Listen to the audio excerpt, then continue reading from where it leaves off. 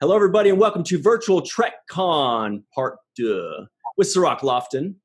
Hello, hello. We have three very special guests. We have Mr. Michael Harney from Orange is the New Black and various other awesome projects. You know and love, of course, Mr. Bob Picardo from Voyager, also from Stargate.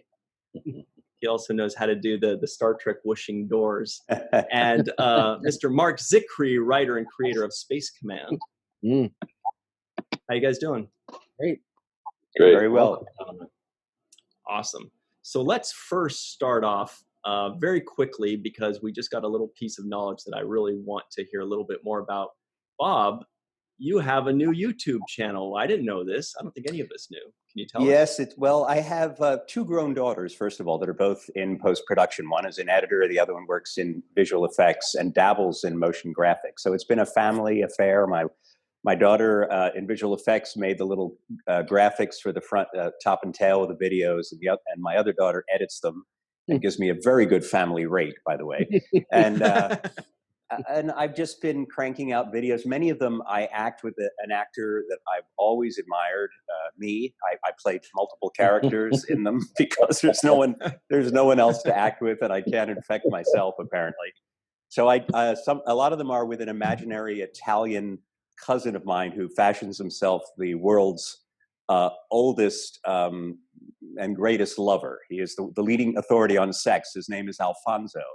And I play that character, and I play myself in videos with him. We have dinner together. We sometimes have competing stories about events where none of our facts agree. Just a lot of fun. But my favorite video I've made is an homage to my artificial intelligence colleague from the next generation. It's a lament, a musical lament, shot like a film noir movie in the 50s, called "Why Was I Not Born Brent Spiner?" And I think I'm proudest of that. And Brent was the first out of the box to tell me he loved it, so I know I didn't hurt anybody's feelings. What is the YouTube channel's name? I don't know. It's the Robert Picardo channel. But I mean, if you go to my Instagram, you can click on the link in the bio. So if you go to Robert_Picardo, then you can click. And as I said, most of them are making fun of me. In fact, I think pretty much all of them are making fun of me, which is how I got my children on board. Sirach, we didn't know he'd bring so many jokes, did we? Oh, he's got jokes. He's got jokes. Well, we'll definitely include that in the description box, all the links and all the pertinent information. That is really cool. We had no idea. Michael, you are unable to disclose what you are currently working on, but you can disclose how you're doing, though. How is everything? How's life? Everything's good. Yeah, I just did a couple of seasons of Blue Book for the History Channel, and doing some writing. I'm excited to be working with Mark. Things are good, man. You know, it's very interesting working on a project during the quarantine. You know, we did a 14-day quarantine. And it's kind of like being in a high-end federal joint, you know. Really, it's very, very, very interesting, you know, dealing with having to be supervised everywhere you go, and in order to protect the integrity of the production. Wow. So it's very interesting. It's very, very interesting. I think it's a very pointed time in history. So. I've actually used the term that feel like I'm living in the Twilight Zone. So maybe Mark can comment a bit more on that. Yeah, don't get Sirach and Mark started on the Twilight Zone. They're the two biggest fans. Right, Sirach? You said that's your number one fandom, right? Yeah, Twilight Zone is my number one. That's what they, when they asked me, do you ever watch Star Trek? I think that was a question that came up in the auditions when I was auditioning for the role of Jake. And I said, not really, but I know a lot about Twilight Zone.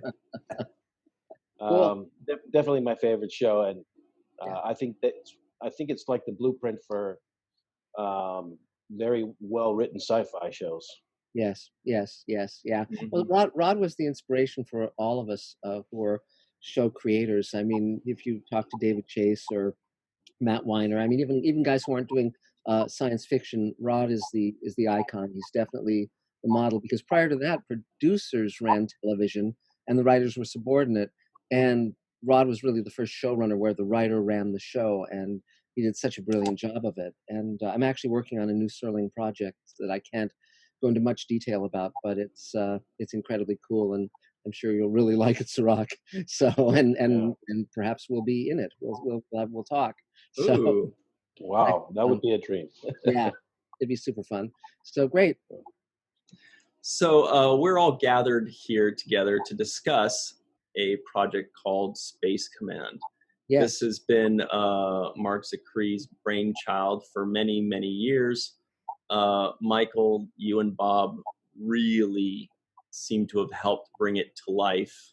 I know, Bob, you did some amazing scenes with Mr. Doug Jones, which is actually where I met Doug. You guys just worked together so well, and it was one of those things where, as a fan, being able to see it, up close and personal on set, I didn't want it to end. I wanted the two of you to just keep working together in future episodes or future productions, or just keep working together. Can you tell us a little bit about what it was like working with Doug Jones? Or maybe I'm way off. Maybe you're like, dude, it was just a job. I don't even know the guy. He was fine. Doug and I had met years ago on an episode of The Outer Limits, where he played this sort of alien that was in a kind of a deep sleep situation, I guess. And I was a what's the word? I guess I was somebody who wanted to make this discovery and release it to the world, in order to make money and fame, and acted recklessly, and all hell breaks loose, I think is what it was. But anyway, I liked Doug back then, didn't see him for a number of years, but always enjoyed his work. I was amazed at his work in the intervening years. And then when we met to work together on Space Command, I could simply say that he's the kind of actor that makes you better, because he's so real that you can have no artifice yourself. You just peel everything away. I like to kid around a lot and joke a lot, and because I have a glib streak as a human being or as a personality, I'm always careful to try to put that aside in my work, unless the character, unless it suits the character or suits the tone or nature of the material. But Doug is just so, to the bone real, and one of the great listeners that I've ever worked with, that he just makes you better. So I would drop anything to work with him again, and hope that I'll be doing that in the future. I had a question really quickly before you go. Sorry to interrupt you, Brian. No, please. Robert, the character that you play is a religious character, a highly religious character. Is that the first time that you delve into that kind of a role, and somebody who was, where faith was so important to who they were? No, it's a great question, and I actually have played a number of over the years. And in the last, say, 3 years, I think I've played Catholic priests 2 or 3 times, and Jewish rabbis 2 or 3 times. So I'm completely ecumenical in my in my role choices.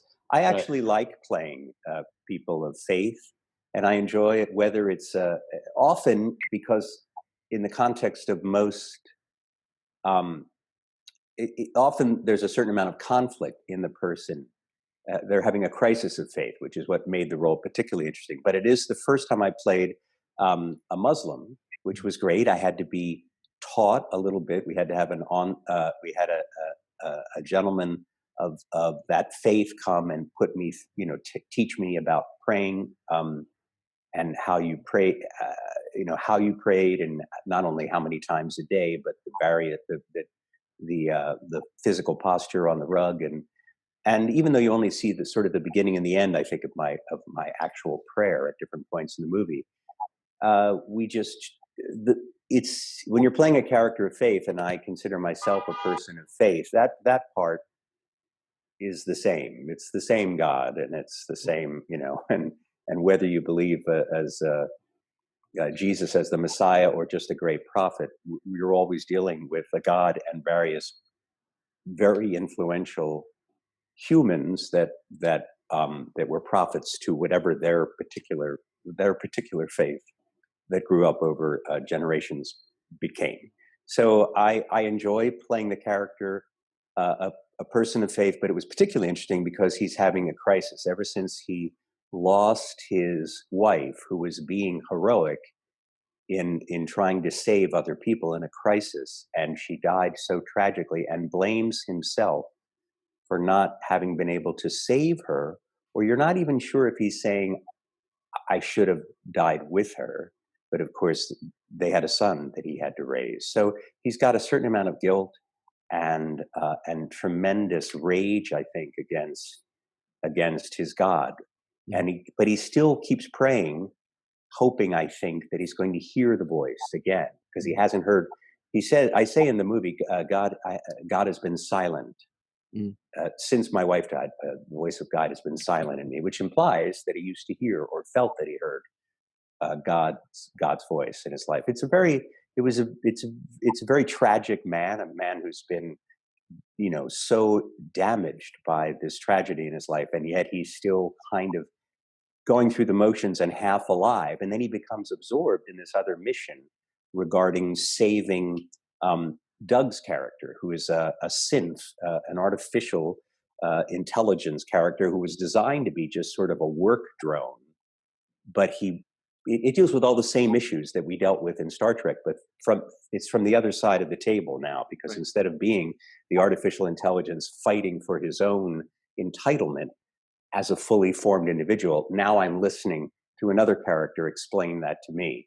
So for many reasons, it was the same but very, very different from anything I've done before, and that's what made it interesting to work on.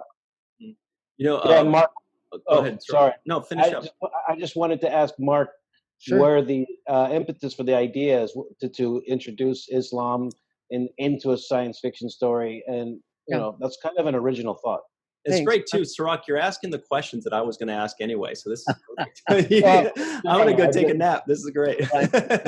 Ryan from this coast, and and I realized that actually I've worked with all of you as actors because I came up with Far Beyond the Stars as well, and there are two things that run through pretty much my body of work, and I think one of the reasons why Twilight Zone spoke so strongly to me when I was in my early 20s and wrote The Companion.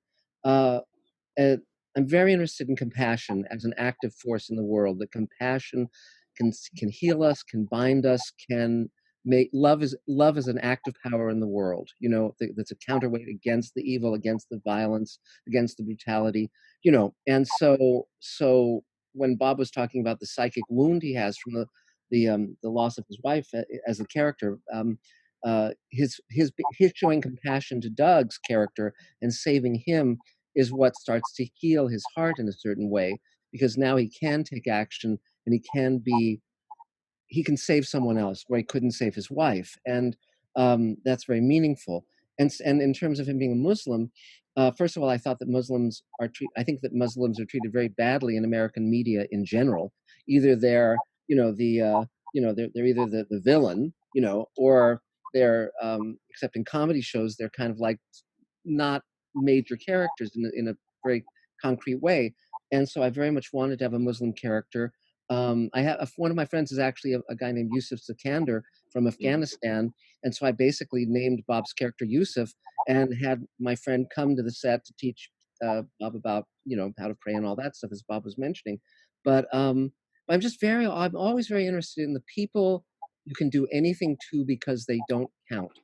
And whether that's Black people, whether that's Muslims, whether that's in my family, I'm Jewish, so if my grandfather hadn't left Poland when he did, my mother and my entire family would have been exterminated before I was ever around. And so all of this stuff it's always the people who, shit can be done to, and I'm very interested in saying, no, we have to reach across boundaries and barriers. We must view each other first as human, and secondly as our equals, as people. Empathy is a great power in the world, and it must be exercised. Otherwise, I'm preaching to the choir, but it's I think that's the only thing that can save us. And the more we have empathy, people. I sometimes you play that game where it's like, if I had a genie, if I had a magic lamp, what would I wish for? And what I would wish for is that everyone in the world have empathy for everyone else. Period. Because that would change the world. So that's why I did that.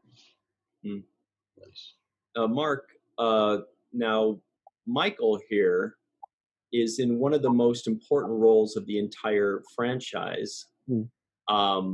It's just like such a poignant, important role, and I don't really know as much about where that came from because I didn't work directly with him on set. Can you tell us a bit more about the character and where it came from, the idea behind it?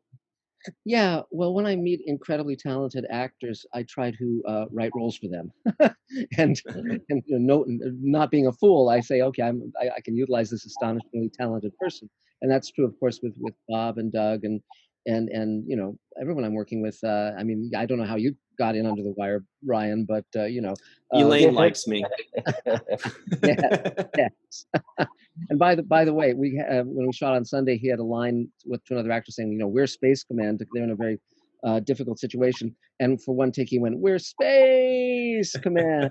Oh yeah, is a tip of my hat to Space Patrol in the 50s, and we may use that take, Ryan. No, I shouldn't have. I had to do. Okay, just real quick. Yes. I had to do one. We had a long day, and the line is, "Don't worry, we'll crack it. We're Space Command, right?" And I was like, okay, I have to do just one take where I say Space Command because that's how Charming. Mark says it. And I meant it for the blooper reel. I hope you don't really consider that for the main thing. Anyway, please continue. But to circle back to the question, Mike, it's funny because both Mike and Bob are both in Space Command, and in the new show that Rockne O'Bannon and I are creating, Sweet Haven. And so I like to work with the same actors over and over. Armin Shimmerman is another friend that I work with often, and of course Doug. And with Mike, it was I was having lunch with Mike, and I realized that he could play our hero's father, Ethan McDowell's father, and I wanted to make it a very troubled relationship, but you could see that they loved each other. But it was it was very much like my relationship with my father, where saying you were happy was very dangerous. I always joke that misery is safe; they can't take that away from you, and also saying I love you was like it was a power play. It was again another dangerous statement, and so I was very interested in writing about that relationship where they love each other and sort of just digging into that scar tissue on both sides. And the fun part was that Mike's character was a hero as well. And in the prequel, the prequel we did as an audio play and also as a graphic novel, you get to see 30 years earlier where he's the hero. And right. It's, yeah, so I don't know if you wanted. And then in the pandemic episode we just did, where everyone shot their own scenes, both Bob and Doug and Mike were in that 2-hour episode too. And all of this, by the way, can be seen on my YouTube channel, Mr. Sci-Fi. So when you're done watching all of Bob's content on the Bob Picardo 24-hour, marathon, all Bob all the time, you can come on Mr. Sci-Fi and watch the I think 5 hours of content on Space Command we've released so far. So, Michael, had you and Mark met previous to this? Yeah. Oh yeah, Mark's been a good friend of mine for many, many years. Helped me in my career. He's just been a great friend to me as I navigated the waters of Hollywood. I'm from New York, so Mark has always just been a really. He has a great generosity of spirit, and it's that translates also into his ability as a showrunner and a creator of his own studio. It's really he talks about empathy and he talks about people caring about each other, and I think that it's that force of compassion that you guys started talking about on that particular question that really fuels him. And when that happens, that's a special situation for the life of a project. It certainly has a lot to do with the interpersonal positivity that happens on set. But it also has to do with the fabric of the life of the project itself, whatever he's working on, because that energy is extremely positive. And what it does is it becomes very conducive to create um, pieces that have a heart, and pieces that are meaningful, and pieces that are that really make a difference in this genre. So I think that you know that energy of compassion is really one of the basic ingredients of great art. It's one of the reasons that I keep doing. I always tell them, I say, well, just tell me where you want me and what time to be there. And we'll keep going. So. Yeah, when I watch you, Michael, one of the feelings that I get above the overall fact of family, but it's more about transferring the knowledge of the older generation to the younger generation. And as a parent now, I'm watching my kid grow up, and I'm thinking, what kind of life lessons can I teach? Mm. And how much is too much for this age limit? What can I say that's relatable and understandable for that age limit? And I felt like that's a lot of what you were conveying in your scenes. Yeah. Wonderful. I'm glad that you got that. Ethan is a wonderful young actor. He really is a very, very dedicated and really present, and very honest in terms of what he's doing. And so didn't have to go too far to really work with him. It's just, you share genuine impulses. If anything, he shows me up, So, Well, I liked it when you told him to shut up and listen. Stop talking. You don't know everything. Yeah. It's nice that you bring up Ethan McDowell, by the way. He is the lead of the series. yeah. Mark, you had quite the extensive process to find yourself a lead. Can you tell everybody about that? It sounds exhaustive. Yeah. It was, again, as I was saying earlier, or at least alluding to, my whole goal with Space Command, and then the Showrunners Network, which is this insanely large project that I'm now embarked upon that Space Command is part of.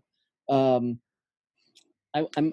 remaking Hollywood into what I want it to be, whether it's the round table I run or the classes I've taught or any of these things. It's always about Hollywood can be so toxic and so corrosive and so ill-mannered, among other things. Jesus Christ, they don't return your calls. They don't act like a normal business. Most businesses, like, let's say you want to be a doctor, the steps are pretty clear. You go to medical school and and then you hang out your shingle and you're a doctor. In Hollywood, it's very different. You have to be so scrappy and so inventive and so resourceful and find any which way to crack it. And there's a huge element of luck, but there's also having good friends or people open doors. But there's also such craziness and such an anti-creative energy at work. And this is not Hollywood across the board. There are many wonderful people, and I've worked with many wonderful people. But because Space Command was funded by the fans, I've raised close to $2 million directly from the fans and selling investment shares and all of that. I have total freedom. And so I could do anything I want. Basically, I write it, or Elaine and I write it, and we cast it, we direct it, rock and roll. I don't have to ask permission from anybody. And so I knew I was going to be casting a number of name actors that I'd worked with before in many cases.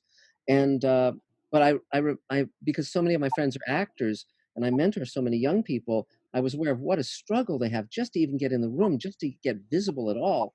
And I remembered the great Scarlett O'Hara, the great search for Scarlett O'Hara, the talent search for her in Gone with the Wind, and I thought, well, why don't we have a talent search? Kickstarter has a lot of campaigns where you'll have maybe a walk-on or maybe a cameo, maybe we'll give them one line. I thought, well, why don't we have a talent search for two of the lead actors, two of the lead roles? So for Captain Kemmer and for Cadet Bradbury, anyone anywhere in the world could download the sides and shoot their own audition.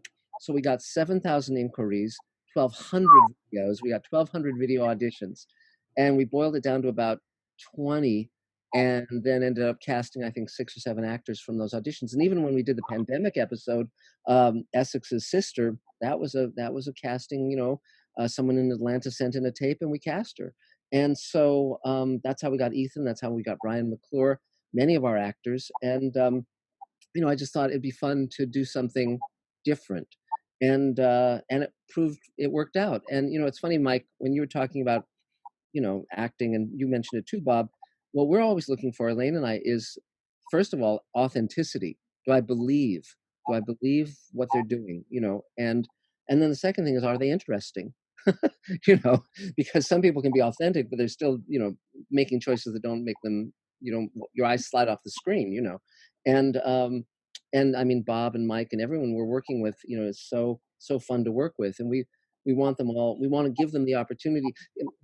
What we allow in Space Command, and also in the other series on the Showrunners Network, is we give actors something to work with, you know, and that was why it was very fun in the pandemic episode to be able to write monologues, you know, and two character scenes and 3 character scenes, but particularly the monologues that, you know, pretty much what you were doing, Mike, was mostly a monologue.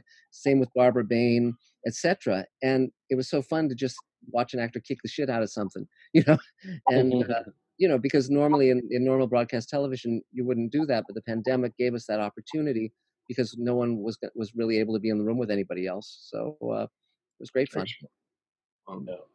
You know, Hey, speaking Bob, of, please, sorry. Sirach, no, jump in.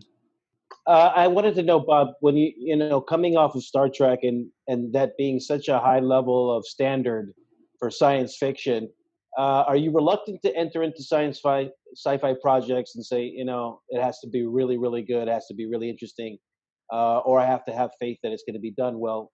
Are you more reluctant because of your experience on Star Trek? It's a good question. You know, it's always about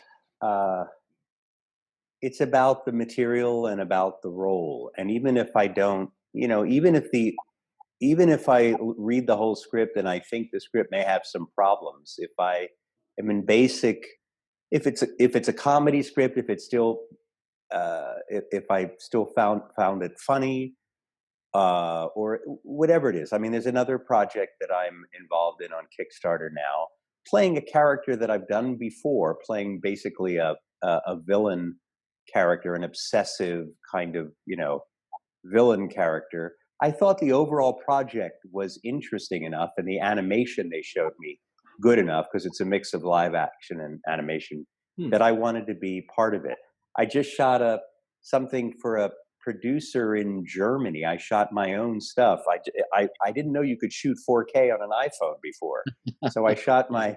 I think I play the president of the universe or the president of the solar system or something in the future, and I shot it, you know, here. So it's I've done a couple of COVID movies in the house where I play either a therapist or something who's trying to save some person who's having a really tough time coping with the isolation. And then I went down to LA 2 or 3 weeks ago to work on 2 different shows with very high COVID protocols. One of which I played a hypochondriac during the COVID pandemic. So that was great. I had 3 masks on while I was shooting. And hopefully people can recognize my voice. I literally had an N95 over an N95 and a face shield and a makeshift plastic bag, body outfit, and plastic gloves. So I was the safest person on set. But it's really about the material, and I also love to keep. Obviously, I love to keep working. I had the advantage of going from Star Trek to working on one of our competitor franchises, Stargate Atlantis, which was a very different style show. The whole tone of the show is different. But I found that fun and different. Just the differences with Star Trek, the fact that it was more seat of the pants, that it was set in a secret science fiction, a secret program in the present day. So unlike Star Trek, where we're very careful to stay away from contemporary speech, anything that identifies it as 21st century. That show was, you know, with the tone of which had been set by Richard Dean Anderson, was a kind of science fiction that you're winking at the camera the whole time, going, "We're going to save the world in 43 minutes." So that was fun too. The breaking of the fourth wall all the time, which we didn't do on Star Trek, or rarely did on Star Trek. So I guess I just enjoy having the variety of stuff to do. And I did a musical on stage in New York. I was back on stage in New York for the first time in 40 years last spring, back when people could still go to the theaters. So I just like the variety most of all. That's great. And again, this is where Bob is so versatile. I mean, it's so much fun writing for you, Bob. And I just realized, I was going through my head. Right now, I've written 4 roles for you. Okay, the first is, of course, Yusuf Sikander. Then you play another character that we introduced in the pandemic episode of Space Command named Deuce, that we'll be getting to down the road in season 1. Then you're playing Mira Furlan's husband in Sweet Haven, which is the show, that Mike and you and I are collaborating on. And then also you have a cameo as Johnny Cab in Space Command prequel. Yeah, well, wait a second. That's Johnny gonna get Cab? us sued. Well, we get sued Well, if we can't say that. We don't say what it is, but let's just say that there's a robot cab who Mr. Picardo was very, very kind to let us utilize his services. That is awesome. Are you also going to be a high school basketball coach? Sorry, go ahead, Michael. I just wanted to say one thing about Bob. That scene that you did with Doug, just from an acting perspective, it was really, really beautifully done, and it's an honor to be working with you. Well, I'm a big fan of yours too. I was glued to because of my dear friend Kate Mulgrew. I was glued the first several seasons to Orange is the New Black, where you had just the. I loved your loved your character, loved your work. So that was it. Okay. So thank you very much. I appreciate it. But as I said, working with Doug Jones just makes everybody better. But this is an interesting thing, because when we talk about that scene where you revealed the background on your wife, I wrote that scene not knowing if it would work. I really didn't, and I thought, well, worst case scenario, I'll just cut it. But you were so spectacular, and you did such a phenomenal job. It's one of my favorite scenes in the entire show. And but that was where I was just basically rolling the dice, because it's like, boy, this is a monologue, and it's and he's talking about characters we haven't met, and it's just, and it was like, and just you made magic. It was just wonderful. Well, I appreciate that. That scene could not exist with another human character. The fact he only entitles himself to share that because he's talking to a machine that he just saved from the junk heap, I think. Yes. So I don't think he could ever share that with another person, and I think that's what made it. That's what was freeing about it in a way. It's almost like, I don't know. It gave me the character a permission that I don't think he would have taken otherwise. That's right. And the idea very much was this: he never talks about this, never, never, never. And it's only this specific, unusual situation, because Doug, when I first met Doug, the way I met Doug was, I was writing a book with Guillermo del Toro a few years ago, and I won the Saturn Award, and I saw this tall, thin guy in this amazing Victorian jacket, and I went up to compliment him on the jacket, and it was Doug Jones. And so a few days later, we had lunch, and I was just amazed. First of all, you never get to see his face generally, and he has such a sensitive and delicate and wonderful face, and he had such this gentle quality. I mean, if you've ever been before the pandemic to a convention with him, he always grabs your face and hugs you or whatever. He's very, very loving. And I said, I'm going to write a role where, first of all, where we see your face, but secondly, where we really see your soul. And that was the whole idea, that this is a character who just has no guile at all, none. He's totally open-hearted, and I thought it was very fun to write that character and then see how your character and Mira and all these other characters, rise to the opportunity and the challenge that he offers. So it was really, really fun. Yeah, to piggyback on that, there's a lucidity in his eyes. He really does a lot of expression through his eyes. And Bob, I want to say that in that scene, I think the directorial choice was to have you face front in the camera with kind of Doug in the background off to the left a little bit, but you were really in the front of the camera, and the lighting was in such a way that only was like the little shimmer in your eyes was able to give off the feeling that you had. So I wanted to give a shout out to the director who also played that well in that shot, because I felt like it was framed right for that moment for you to have that monologue as well. Yeah. Well, I mean, the whole thing. Elaine and I direct together, and I always tell people that my directorial style is to go, honey, just she's the real director. But I do know well enough from reading books by really good directors and also the work that I just you don't get too busy. You let your actors have the window. You don't mess with it. You give them the room to do what they're so spectacular at, particularly with emotional moments. And in Mike's scenes with Ethan, there's that same quality of just, let's look at this guy. He's so interesting and he's so complicated, and he's a loving man and he's a heroic man and he doesn't step back from challenges, but he's wonderful to have on your side and very difficult to have in your, to be your dad or your husband or whatever. He's a handful. And so that's, I was very interested in because Space Command takes place over many generations, and we see the different generations of captains in Space Command, father to son to grandson to great grandson. I didn't want them all to be the same guy. They weren't all going to be James Kirk, and so I made it I made a very deliberate choice to have Mike's character be very different from Ethan's character, who's very different from Aaron Gaffey's character, who plays his Ethan's great grandson. So it's very interesting to see the different ways you can craft a character who's a hero, and that's actually a very fun challenge.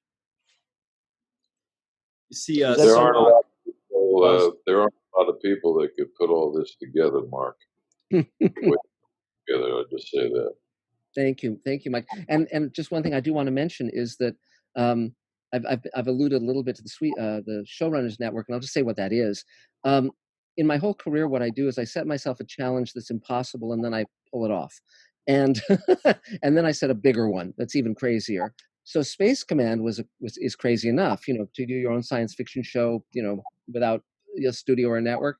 But then I said, okay, let's do something called the Showrunners Network, which is 6 shows where I co-create 6 shows with 6 major showrunners, and we lay out the entire series, and we write the pilot scripts, and we shoot all 6 pilots and take it out as a slate of 6 shows to the buyers. So right now, the way it's stacking up is Space Command is in first position, Sweet Haven is in second. That's the show I'm creating with Rockne O'Bannon, which ironically we came up with immediately before the pandemic, but it's about a world where a genetically altered disease kills everyone in the world under 60. And so the people 60 and above have to figure out how to save humanity. And Mike is one of our leads in it. He plays twins, interestingly enough. And Bob plays Mira Furlan's husband, and they have to decide whether or not they're going to be put into a fertility experiment and go through all of that stuff. So you're going to have to age them a bit?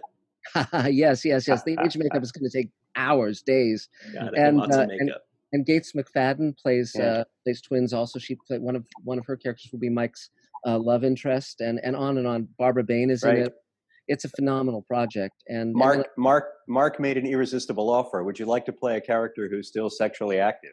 Yes. So, absolutely, sure. Yes. And it's one of the rare times I've had an actor insist on a nude scene. So. Well, that's great. Okay, we're just about out of time here. There are like 10 jokes that popped in my head as soon as you said that, Mark, but I'm like, we got to move on. Yeah.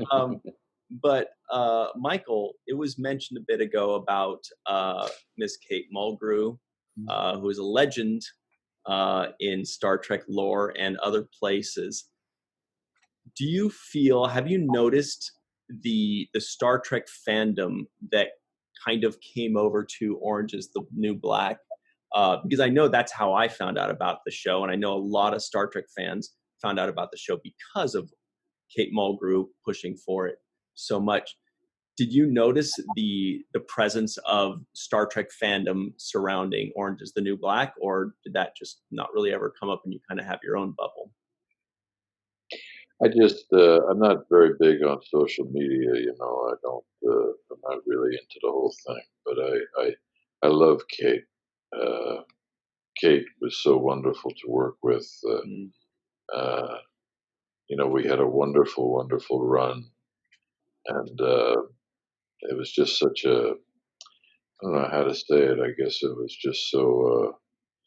It was such a great environment. She created such a great space for us to really be uh, uh, very present with each other, and we were able to really get into a very beautiful sharing of what was happening between our two lives on screen.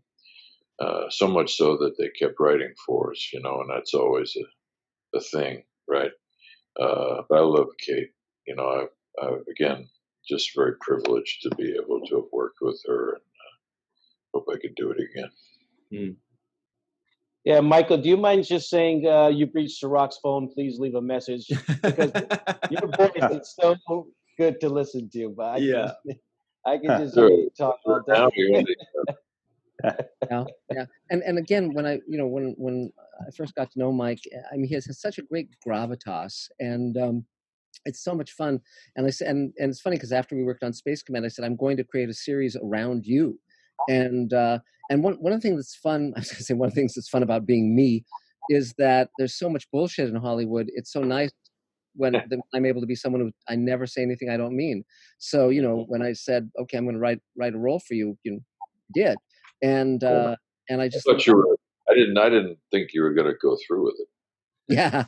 But You know, I say that because of all the years. And Bob, you could probably, you know, people tell you a million things, you know, and say, "Hey, what happened to that?" You know, I've been real lucky. I've been real lucky. yeah, Real lucky. there's a lot more You fun. being one of the big parts of that. Yeah, well, I mean, you deserve it. You're spectacularly talented, and quite frankly, I mean, for me, um, I love actors. I love working with actors. You know, Elaine was an actor before I knew her, and she's a terrific director as well and writer. But for me, you guys are all my partners. You're all my collaborators, and so I'm always amazed when people treat actors badly because you guys are the ones who make it happen. And you know, I'm very grateful to have you guys in my life. Yeah, Mark, I think you really should be congratulated for the work that you're doing. You're taking something which Yeah. is this big infrastructure that's been really a monolith and a Goliath to try to break into Hollywood entertainment. It's very structured and it's very difficult to crack into. But with the advent of different ways to share content and the internet and all kinds of things that have emerged from that, the power has started slowly to become back into the people's hands and able to get their own voice out there without the overlords telling them what they can and can't do. So I want to commend you for that as well, because you know that's something that's going to really change the way productions are done going forward, and you're one of the pioneers getting that done.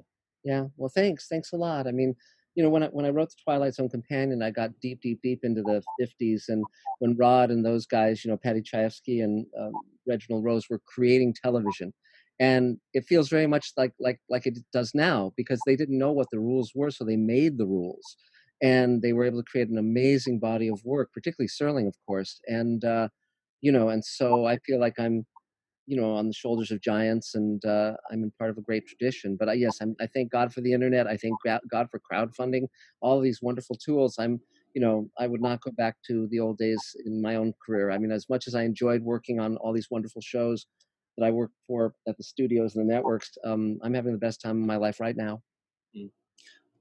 Last quick thing before we run, Mark, you wanted to throw a quick word out to the vendors in our awesome promenade for Virtual Trek Con. Yes. So this is my message to all of you who are enjoying the content we're putting out on Virtual Trek Con 2. Thank you, Ryan. Thank you, Sirach, for doing this.